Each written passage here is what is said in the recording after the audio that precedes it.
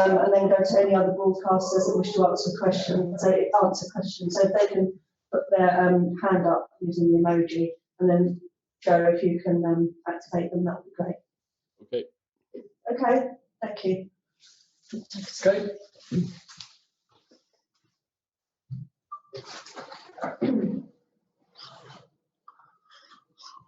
Evening, Roy. Evening. It's Vinny from Sky. Good to see you. First of all, then, Roy, losing Zaha so early on and no Benteke, how tough did that make this evening for you, particularly when Liverpool were looking so sharp as well? Yeah, it certainly didn't help, did it? I mean, it was always going to be hard against their pressurising, and when they played with such intensity and power to get hold of the ball and ask them questions when we eventually won it back from them. The fact that we really couldn't retain possession today because they pressurised us so well that any attacks that we would have liked to have mounted seemed to fizzle out very, very early on. And as a result, it was a constant pressure on the midfield and back players.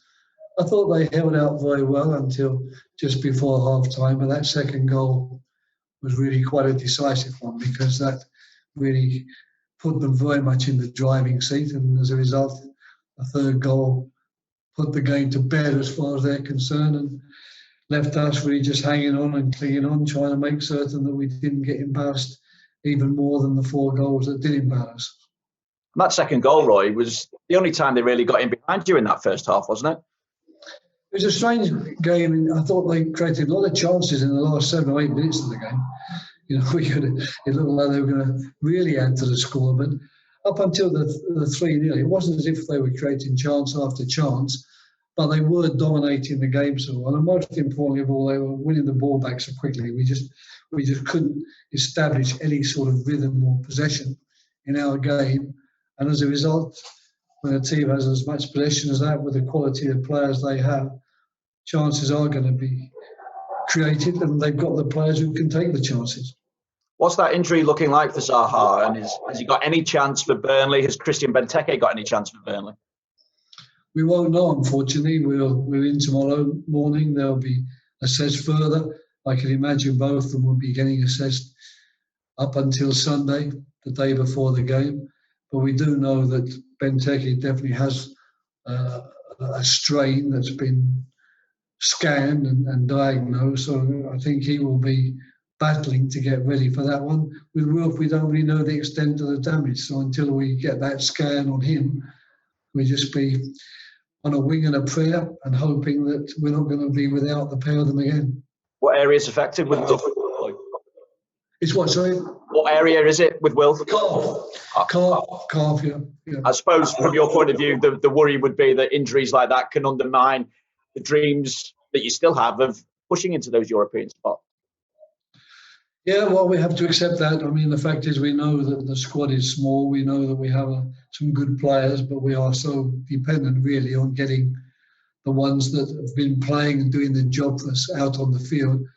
To lose 4 already before, you know, this mini season kicks off, and now to lose another 2, to be frank, we haven't got the depth in our squad to make dealing with that at all easy.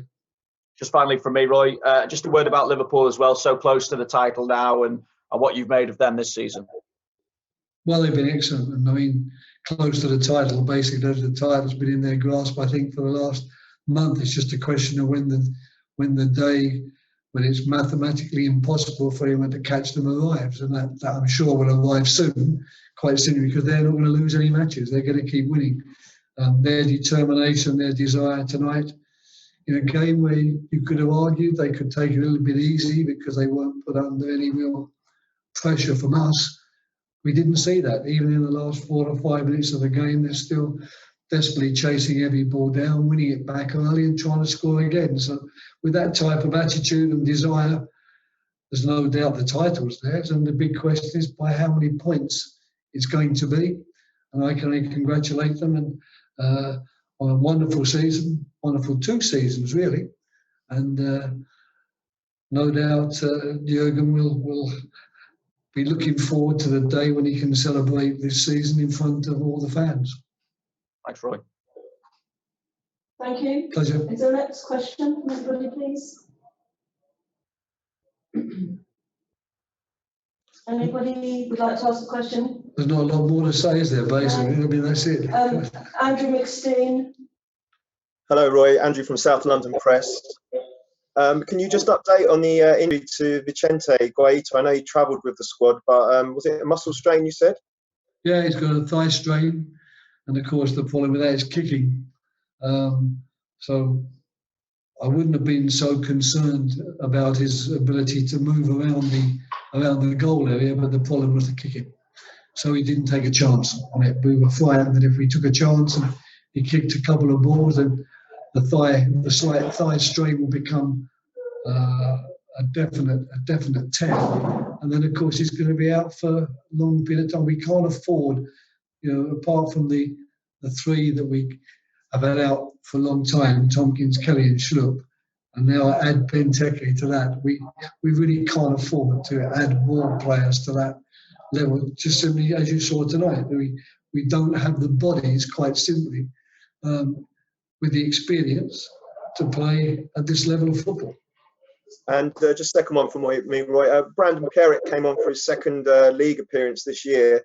Is that one of the positives you can take from the game? I mean, to run around at Anfield at such a young age, despite the score, was it something you like to see, being able to bring on these academy players and have that experience, albeit in very different circumstances tonight? Thank you.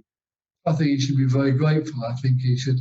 I'm quite half expecting that when I go into training tomorrow, there'll be a nice bottle of red wine for me, thanking me for giving him the opportunity to play at Anfield for the last 7 or 8 minutes of the game.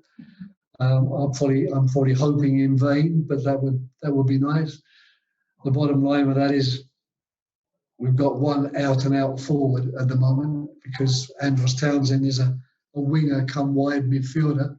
So we've got one out-and-out forward in our squad, and it was just a chance of giving him 10 minutes rest at the end of the game, because I'll need him in the games coming up. Thank you, Roy. Thank you, Joe. Safe journey.